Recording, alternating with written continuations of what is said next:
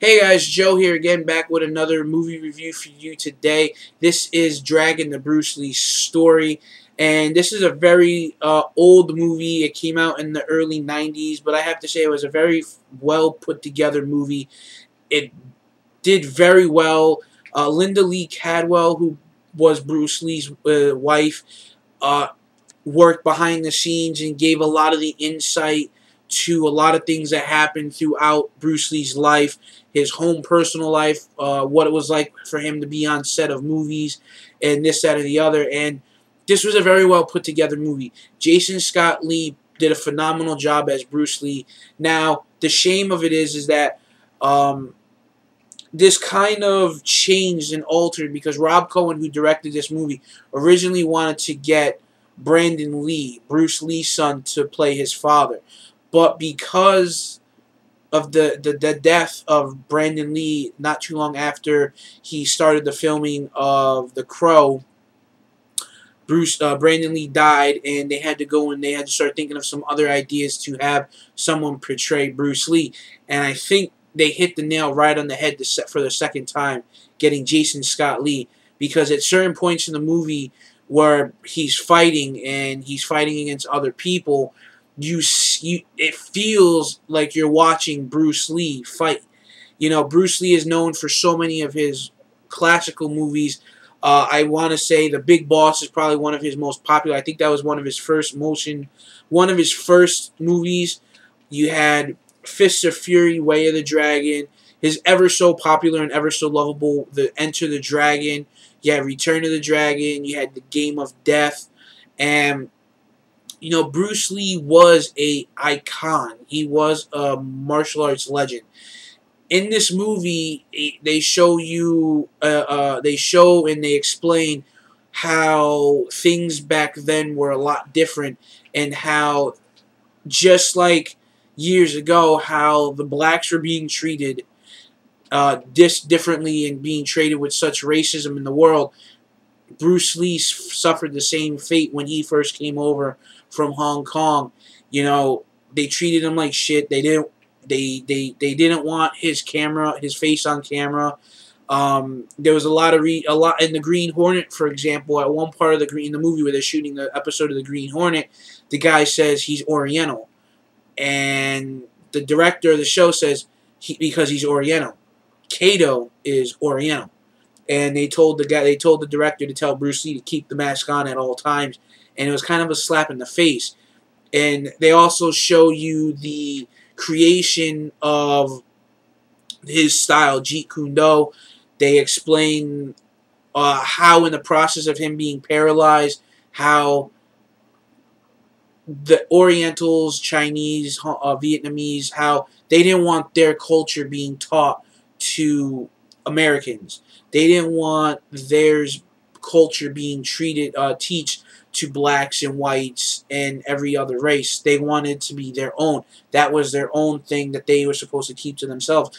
And because of Bruce Lee, I would say that if it wasn't for Bruce Lee taking a stand and doing what he did and fighting for that right to teach who he wanted when he wanted to, we probably would have there would probably be very few select people in the world that taught to Guilos, whites, and blacks.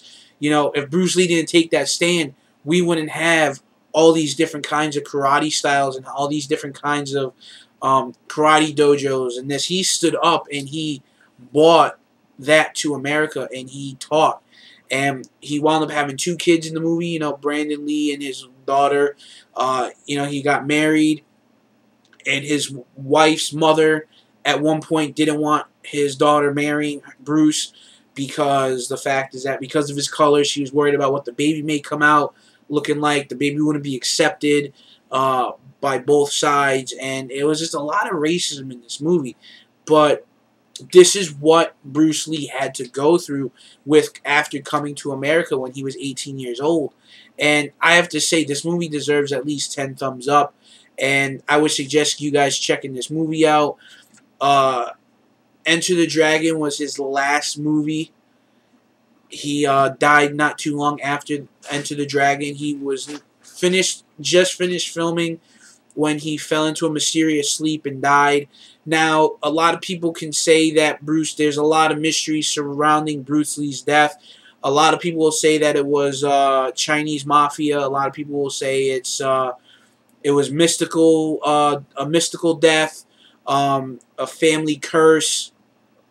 Within the movie, Bruce Lee's was being haunted by this demon, this warrior, and this warrior would always pop up when Bruce Lee was at his most highest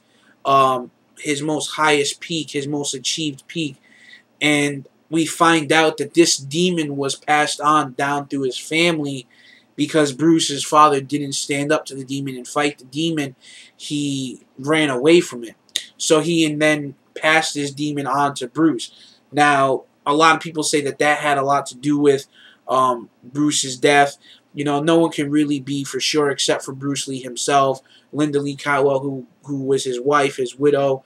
You know, and I have to say, you know, out of all the Bruce Lee movies, I probably hold this one as one of my favorite. It's not Bruce Lee, but all the stuff that went into making this movie, all this stuff that went into all the detail, the nitty-gritty details that went into this film was just phenomenal. And one of my favorite Bruce Lee movies of all time would have to be Enter the Dragon. You know, just because that was probably, I want to say, one of his most recognized. And if you guys agree with me, leave your comments in the comment box below. Let me know your thoughts. With that being said, guys, I would say if you have a chance and get out to your local video store tonight and rent this movie over the next couple of days, check it out. Let me come back and comment on this video and let me know your thoughts. You know, I have to say, while Bruce was in the hospital recovering from his injury, he adapted and created the style Jeet Kune Do, and he did a book explaining all the philosophies and all the moves and techniques. And he learned all this on his own from karate and the different styles that he learned over the years. And he saw everything that was wrong with it and adapted his own style. So I thought that was pretty interesting on how they worked that into the movie. So guys, with that being said, please let me know your thoughts on this. Leave your comments down in the comment box below. Like this video. Don't forget to subscribe. And make sure you check out the Ephraim brand of wrestling and entertainment here on YouTube.com. And have a great night.